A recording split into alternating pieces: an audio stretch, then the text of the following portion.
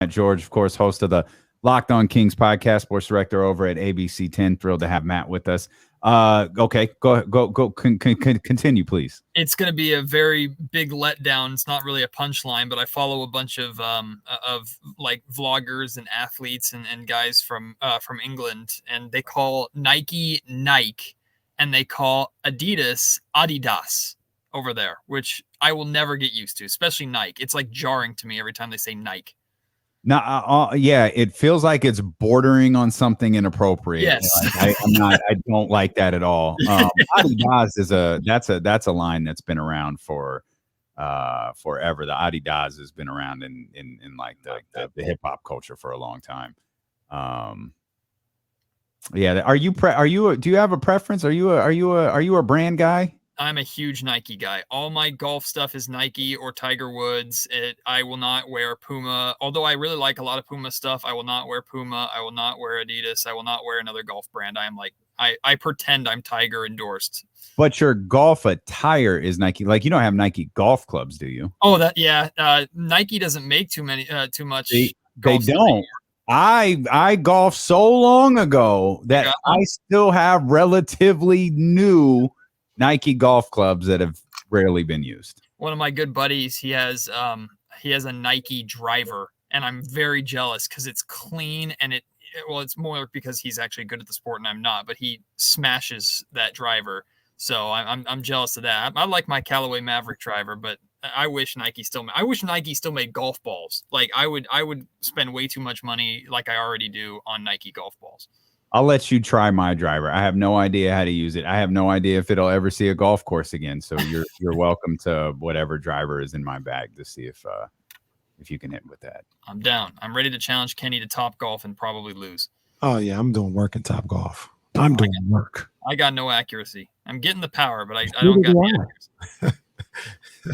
I feel like Top Golf is a good way for people to like warm up who aren't like golfers. Like just go out there. It feels like a glorified driving range. Yeah, it is. It 100% is. It's a driving range that's cool, and they have great drinks and great food and significantly more expensive. Yes, yes, but very much so.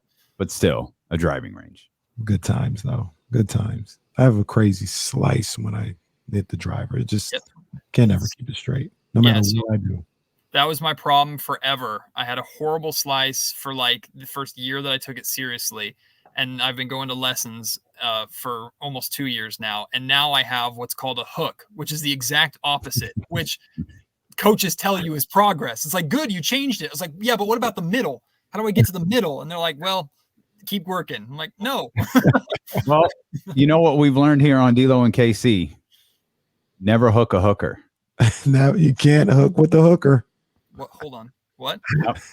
I missed this lesson. No, well, just take it with you. Can't hook with the hooker. Yeah, it's a fact. It's a boxing term. I don't understand. I don't understand it either. It's a boxing term. Hey, so let's try to get the show on track for the first time in about 3.5 hours. What about trauma? I heard about trauma. I was promised trauma. I was wondering if you heard that. I was wondering, what's Matt George thinking of this conversation we're having? Deuce goes, I think Matt has daddy issues too. And Morgan goes, Matt George? I'm like, yeah. Yeah, well. Yeah. Mm-hmm. Well, all right. Well, I'm also convinced Deuce asked for the guest list to your party because of me. So he knows you're going. So if he doesn't show up, we know why. I'm going to talk to Deuce and Deuce only the entire night. I'm going to follow him around. I'm going to introduce my wife to him 5 times. It's going to be great. That's going to be that guy who on that video meme who's talking to the girl, and you can tell the girl is just like super like not into the conversation. That's going to be Deuce. Matt's going to be the guy. Mm-hmm. No, I'm going to be Chris Rock sitting courtside at the Laker game, and Deuce is going to be Kobe. That was a classic. Stone face, not paying attention, and I'm chatting him up like I'm cool. That'll be me.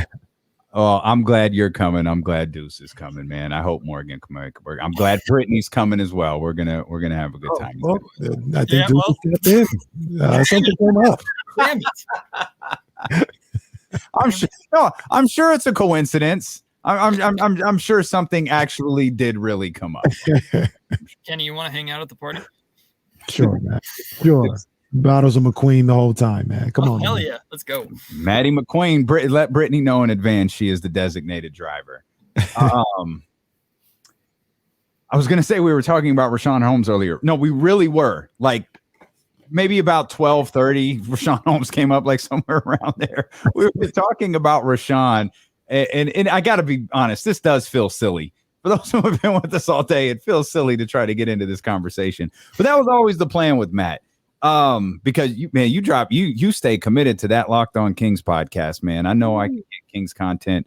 We are in the desert right now. We are in the absolute desert of content right now. It's tough, but we were talking about Richaun Holmes earlier, and kind of talking about someone mentioned in the chat. So we're all just kind of like resigned to the fact Harrison Barnes is going to be here this year, and we're all like, yeah, pretty much, and like I'm good with it. And then Kenny brought up Richaun, and do you think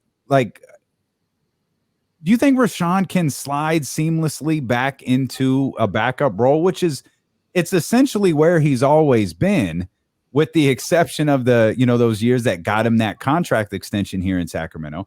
I know it's got to be a kick to the ego a little bit and got to hurt. It doesn't affect your money at all. And I think Mike Brown has shown some confidence in you. He's brought you up in interviews that he's been in. He brought you up in the opening press conference. Do you think he can slide into that backup role to Domantas Sabonis? I absolutely think he can. Yeah, 100% he can. I believe personally that when you're talking about Richaun Holmes, he is someone that can plug into whatever role you need him to plug into. And generally, if I'm Richaun, I don't necessarily believe he's money motivated, although I don't blame him for chasing the bag that he finally got. I would be more concerned about that scenario that you brought up, D'Lo, if Richaun hadn't got paid yet. Let's say he had put in all that work in that the season that he took over starting for Dwayne Dedman, and then is about to get paid and then loses his job. And now that could have potentially affect his bottom line. He's gotten that contract. He's gotten paid. Some thought he could get more. I personally thought he could get more. He kind of was a victim of the big man market, I think, last offseason. But overall, like, Richaun is still collecting his money. He still can play a very important role on this Kings team, I feel personally. And I mean, I've heard you talked about Mike Brown, how Mike Brown has endorsed him. I heard one of the major decisions behind the Kings going in more of a Richaun Holmes route than bringing back, I'm blanking on his name, just signed with the Warriors. And that's horrible because I was a big fan of his. DiVincenzo. No. Damian Jones. With the Lakers. Yeah. Oh, sorry. Lakers. Damian Jones. Yeah. They went more in the Richaun Holmes route. One, Richaun was a bit more difficult to move, and Jones was a free agent. But two, Mike Brown, there was a preference towards Richaun Holmes, as far as I know and as far as I understand, because I think Mike Brown sees what we all see, which is Richaun Holmes doesn't fit necessarily a role or a play style. He just plays a certain way. Richaun Holmes plays hard. He's athletic. He's aggressive. He's a hustler. He has that push shot that everybody loves. He can be a better rim protector. He can run the floor. Like, Richaun Holmes makes a lot of sense for this roster in a lot of ways. And I think he will be that Energizer Bunny kind of guy off the bench that will do what Mike Brown asks. And it seems like Mike is trying to bring in a lot of players in training camp with the Dellavedova signing here recently with multiple players from the Nigerian team. He's trying to bring in a bunch of people that he trusts and knows that he can ask something out of them and they will deliver. And I think Richaun Holmes fits that mold perfectly. Matt, I think it's a perfect role for Richaun Holmes. And I'm always aware of like trying to put guys, in a specific box and put a ceiling on them or something like that. So I always hesitate to say this, or I try to, but I feel like this is where he should be. Richaun Holmes, I don't know if he's a starting center in this league for a really good team, or you need like a lot of talent around him for him to be a starting center on a really good team. But if you put him in this backup big role where he can come off the bench, he can use his energy, and he can affect the game that way, I think it's a perfect role for him. I really do. I think it's a perfect role for him. And if he's accepting of it, which I believe he is because he's just a gamer and a baller, I think he can flourish just like he did when he first came to Sacramento and was in that role.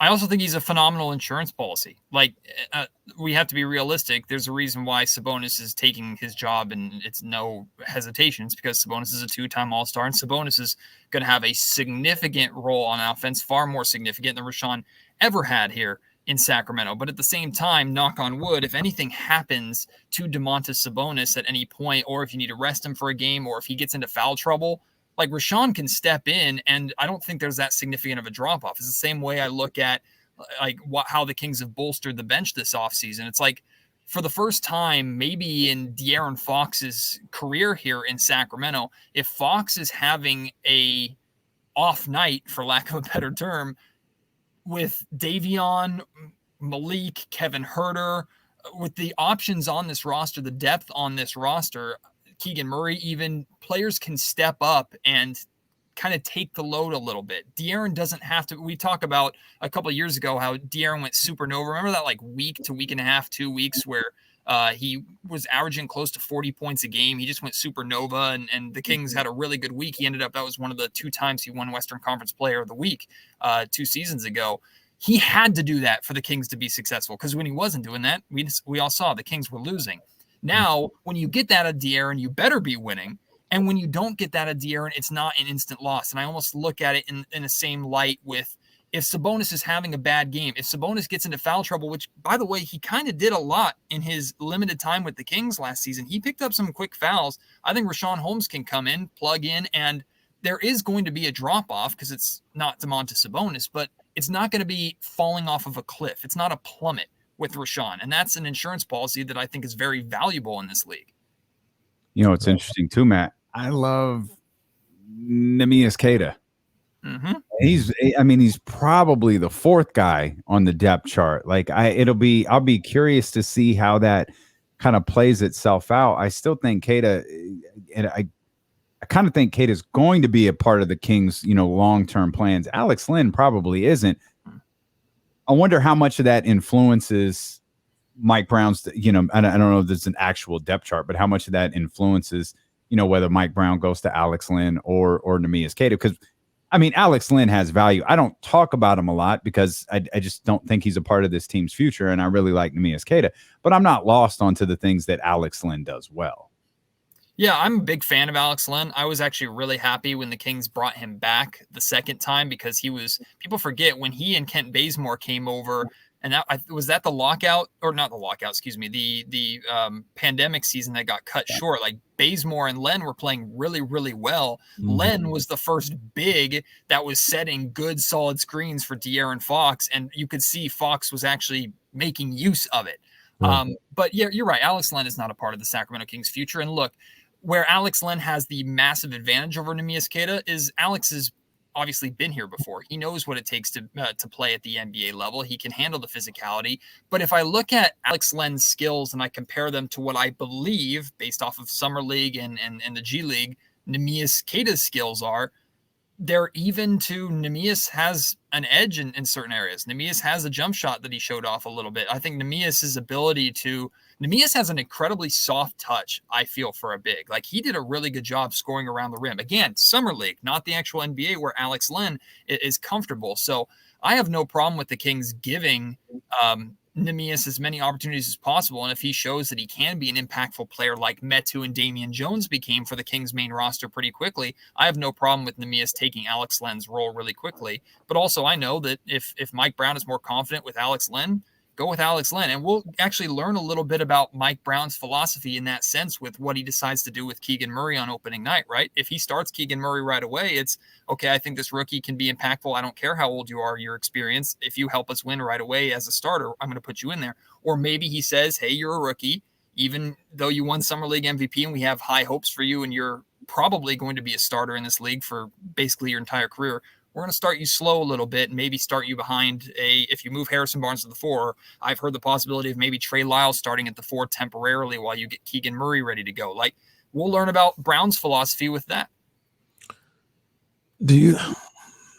Keegan Murray doesn't start opening night. Is that deflating for you? And I'm not just saying you because you like Keegan, but just in general, you got the rookie. We know why you're saying you. You don't have to sugarcoat it. That's Matt's guy. But you got your rookie summer league MVP. Everybody's excited about him, and then you get to the regular season and he's not even starting. I mean, is that almost backed in the corner where they feel like they have to start Keegan Murray right now at all costs? Well, if Keegan Murray doesn't start on opening night, I'm hoping that Keegan's dad pulls a Marvin Bagley's dad and starts tweeting. Therefore, we can really get some change going here. No, I think if I trust Mike Brown a whole hell of a lot more to make basketball decisions than I do, right? I think Keegan Murray should be a starter. I don't think Keegan Murray has to do what he did at Summer League, meaning score 20 points per game to earn that role, because I think Keegan's skill set naturally translates to a good fit in the starting lineup. Like, it's not like you're looking at Keegan Murray, who was a top 4 pick. You're not looking at this top 4 pick to come in and be the guy right away, the same way that Orlando might be looking at Paolo on night 1 on a bad team, by the way, or OKC might be looking at Chet Holmgren. Keegan Murray can come in, still be impactful, and play a role. So if Keegan's not starting on opening night, I just need an explanation. I need an explanation that's not dismissive. And sometimes we get dismissive explanations from, like, Dave Yeager had the philosophy of, you don't start if you're a rookie. It's like, okay, I get that. Like, I get you want him to earn those minutes, but there was also a good portion of that De'Aaron Fox's rookie season where we're going, what are we doing here? Like, why isn't he starting? We know he should be starting. And Dave would kind of dismiss it. Like, hey, it's my team. This is what I believe. It's like, okay, but explain that to us a little bit. Like, and I really like Dave Yeager, by the way. So if Mike Brown decides to go with somebody else on opening night and he gets asked pregame, hey, why aren't you starting Keegan Murray? Or maybe it happens in preseason. We don't see Keegan start in preseason. We can ask him in preseason. I hope Mike understands and trusts us, or respect isn't the right word. I hope he just opens up and kind of explains a little bit more why, beyond, oh, he's a rookie and we don't want to throw him into the fire. It's like, nah, you have winning expectations and you have a top 4 pick who can help that. Throw him into the fire. You need him. Yeah. That's why I feel like all we're doing here, and there's certainly nothing wrong with it, is just having conversation about Keegan Murray. The whole narrative around Keegan Murray, and it wasn't just from you, it was from James and from Deuce and Mo and Brian and hell, whatever national, draft expert you wanted to talk about. The one universally defining characteristic about Keegan Murray was he's probably the most ready to start right now. Like, he's probably the most ready for the NBA game. Okay, if that was the case before the draft, we've absolutely seen nothing since the draft to diminish that line of thinking. Keegan Murray is starting night 1. And if he's not, you're right. An explanation should absolutely be given. But I'm very much of the belief Keegan is starting week 1. And I do believe that weighed in to why I believe Monty McNair when he says we took the best player available. I think it's a coincidence that it was best player available, also at a position of need. And I think it was just it's great for the Kings that he is a ready right now guy, because they need all 3 of those things. They needed the best player available. They needed a player at that position, and they needed a guy who can play right now. Nothing we've seen from Keegan Murray has led us to believe that pre-draft assessment was wrong. And Kenny, to answer your question from earlier, my level of concern would be based off of the explanation that I got, right? If the explanation we got, if Mike Brown was honest and he said, yeah, defensively, that lineup wasn't giving us what we wanted, so we decided to bring Keegan Murray off the bench, I'm a little concerned there, because I'm looking at Keegan Murray as one of the better team defenders on this team already. Yeah. But if he tells me right away something along the lines of, we would like Keegan's scoring off the bench, and we feel that Trey Lyles does the same thing spacing the floor, but the drop off with the second unit would be significant. I don't think he'd ever say that much, or it'd be I think it would be wonderful for him to say something like that. He probably won't go that deep, but that I'm a little less concerned about. I understand that a little bit more. I'm still not happy about it, but the only way I would be concerned is if there was any kind of explanation that Keegan Murray did not perform up to the level of expectation in training camp and preseason to be in that spot on opening night, which I think is very low chance of that happening based off of what we've seen already. I got you. Matt George, Locked On Kings, ABC 10, joining us.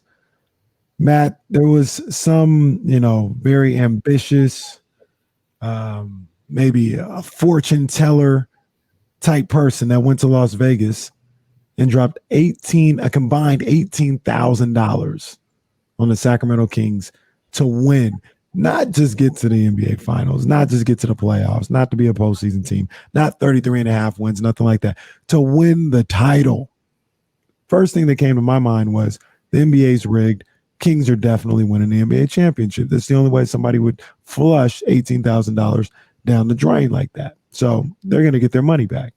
Now, I have no confidence in that bet whatsoever. I was talking to Damian earlier. What's a bet for this Kings team that you would have the most confidence in? Like them making the playoffs, them winning more than 33 games, Keegan Murray Rookie of the Year, most improved, all this stuff. So what, if you had to bet on one thing, what's the most confident you would bet on?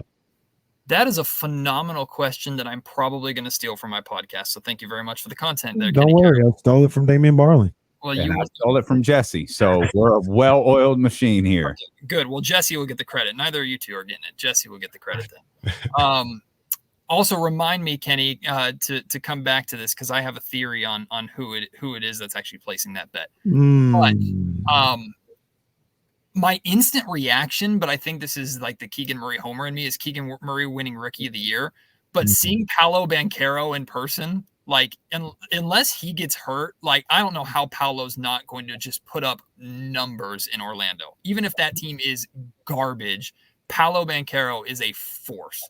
So, like, I right now, I think it's fair to say Paolo has the edge to win Rookie of the Year. Maybe it's a significant edge, but Keegan will be in that conversation. So that's one of the ones I feel most confident or most comfortable with. I do legitimately think that someone will have Sixth Man of the Year opportunity here in Sacramento. Like, I think Davion or Malik Monk. If Malik Monk comes off the bench, I think he could be in a perfect position to win Sixth Man of the Year because he comes in and he gets buckets. And like, that would be his role. And he can come in and he can score quickly, put up points quickly. He could play 15, 20 minutes and easily have 15 to 20 points if he's hot. Now, he's streaky at the same time. Davion Mitchell, too. If Davion is what we saw the second half of the season, if he's capable of being that while playing with De'Aaron or while backing up De'Aaron, like, you can't tell me Davion Mitchell doesn't have the possibility to be a Sixth Man of the Year candidate, especially with the significant role that he's going to get even coming off the bench. So I like those two awards. And I would put a bunch of money down on the Kings actually making the play and not winning it, although they should. But like we've talked about this before, I think the Kings will absolutely be a shoo-in for the play-in. Like I can't fathom a scenario where the Kings are not in the play-in this year. You can't? I can't. I unless like the only scenario I can fathom is like catastrophic injury. And this is really, it sounds dumb because it is dumb for someone who's covered this team for 16 years and should freaking know better. I look at this roster and I can't comprehend how they're not at least 10th best in the Western Conference. Like, I can't comprehend this roster not being that. I agree. I got you. I think a lot of us are scarred, though, by years past, and then they hear you say there's no reason they shouldn't be this and there's no reason they shouldn't be that. And this team finds a reason. Now, this roster, and you two just said this, is better than any roster they've had in recent memory. So you shoe in for the play-in, okay? What's that number look like, though? I mean, I think they should be. 10 still feels too low. I think that 9 is very. Sorry, not seeding. I meant win total. Oh, great question. Thank you. It's journalist. What was it last season? 30, so 34? It's not going to be for San Antonio. It's not going to be that. It's going to be higher than that, right? Like, I don't think the West is going to be that bad again. So what is it going to be? 36? I mean, it's not going to be like 40. Like, it's going to be 1 or 2 games higher than that, maybe. Yeah. I think the number It doesn't mean the Kings can't win more. I'm just asking you what do you like? What, if the baseline number to get in is 36, you started to answer it with, well, I think 10 seed is too low. So you're obviously you're flirting with the idea of thinking 40 plus wins. Yeah, that's where I'm at. Is I think maybe 36 or 37 does get you at 10. But you guys were talking about recently this week. You're talking about like what constitutes a successful season. D'Lo, I think you brought this up. Like if the Kings win 34, 35 games, just sneak in and don't make the playoffs, but technically play a postseason game. No, that's not a success. Hell no, that's not a success. But you all talked about, and I talked about this recently too, like the season the Cleveland Cavaliers had last year. Yeah, sign me up for 44 wins. Like, and then if you get bounced in the play-in by teams that feature stars to the level of Kevin Durant and the Brooklyn Nets, like it's easy to say when you're not in it, but yeah, I would take that scenario. Like, I think the Kings should be a 40-plus win team. I think I don't think the idea of 500 should be best case scenario for this roster. I think it's achievable. I think they're playing pretty good, but that's not their best. Like years past, we would have said 41-41 is like the best case scenario for this team. The best case scenario for this roster for the Kings, I feel, is upper 40s. Are they going to achieve it? I'm not putting money on that. I'm saying that's the best case scenario for this roster. Maybe even higher than that if you really think they can gel together quickly and De'Aaron Fox is an all-star, right? And maybe Sabonis is having an all-star season too. But the Kings, in my opinion, should be definitely knocking on the door of 40 wins, and that should be enough to get you either a home play-in game, which is 9 gets you a home play-in game, right? Because you play 10, and then you advance to the loser of 7 and 8. Yeah. Or you're in that 7 and 8 spot. I either want a home play-in game or 2 play-in games. Like it's one of those two. If the Kings are 10 on the road and lose, they're probably only a 35-36 win team. And to me, that's not a successful season. Maybe I'm jumping the gun again like I did with last year's roster. That's how I feel at this point. Absolutely. We did this study. I say that loosely. Study. Very scientific. Before the season, right? And one of the things that I always said, Damian, was, because people were like, man, the West is so loaded, this game, yada, yada, yada. Consistently. 1 through 9, yeah, probably really good. 10 was always like 33 wins. 10 was never like close to 40. Like there was 10 is always down there at like 34, 33 wins. So I agree with you, Matt. They should be more than 4 games better this year. And if they're not more than 4 games better, we got a whole lot of issues. But one of the things that we talked about as well is like the concept of some people feeling like it's so outrageous that this team jumps 10, 11, 12 wins this year. They're like, 10, 11, 12, that's a lot of games to win. And it's been done in recent memory.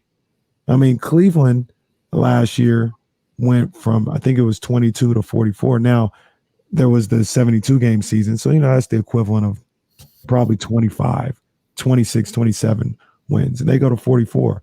I think Chicago was about 16 games better this past year than they were the year before. 2 years ago, I think it was also a pandemic season. Atlanta had won 19 games. Let's say in a regular season, they won about 23 or whatever. The following year, they end up being in the Eastern Conference Finals. So saying this team could win 10 more games, 11 more games, yeah, you're going to have to do your work if you're Sacramento, but I don't think it's outrageous.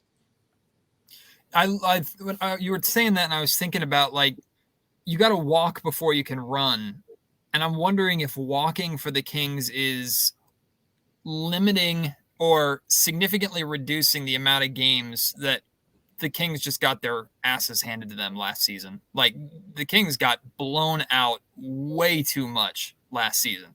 So is limiting those games and making those games closer, the walking portion, and then actually finding a way to close out and win the majority of close games you have, that is where you run. Because the Kings have also been, over the last 16 years, how many games have we seen them lead all the way up to the final 2 minutes, 3 minutes of the fourth quarter, and then they can't get over that proverbial hump that we've heard said time and time again. So I mean, those are the two main things that I think are what are going to translate to wins for the Sacramento Kings. And it goes deeper than that. Of course, it's more overall better defensive consistency is what really starts this conversation basically. But if the Kings can limit the blowouts and then find a way to, especially on their home floor, and that's a big deal too, in their own building, win close games, like that right there is the difference of those 4, 5, 6 wins that we're talking about right away. Then how can you build upon that?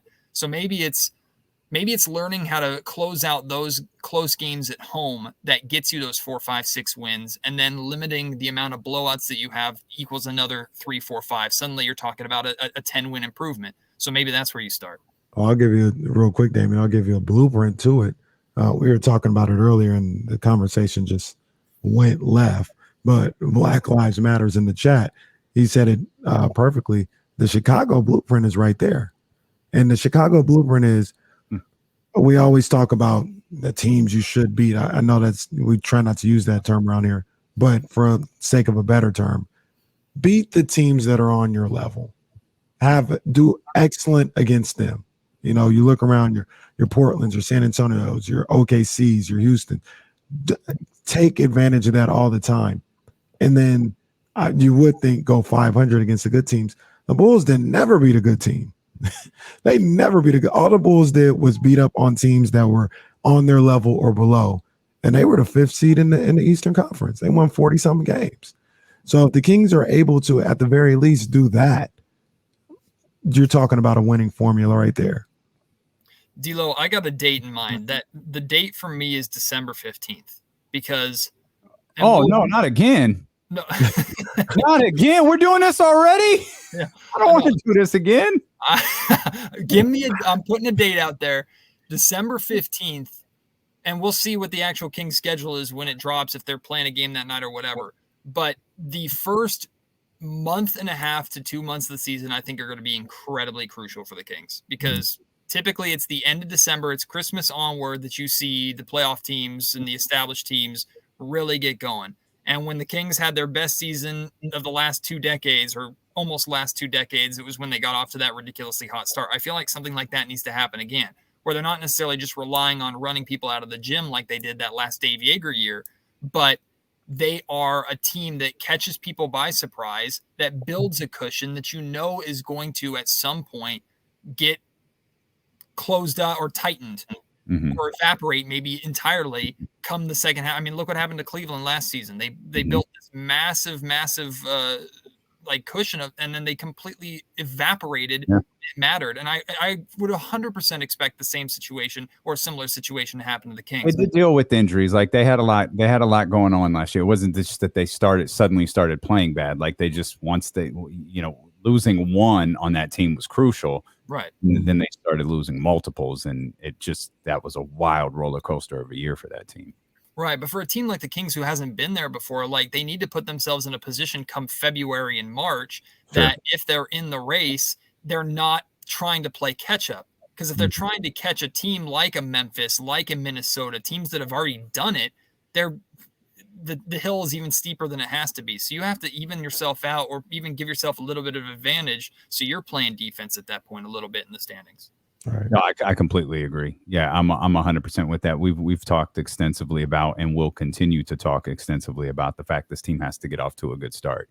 And they may have to get off to a really good start. One reason I completely agree with you, Matt. But one reason that I think I feel that way is because I feel a little bit differently about the Western Conference. I think the Western Conference is good. That's about where I'm going to put it at. Like, I don't think the Western Conference is loaded. I don't think that it's stacked. I was like, okay, it's good. There's still some wait and see stuff with the Western Conference.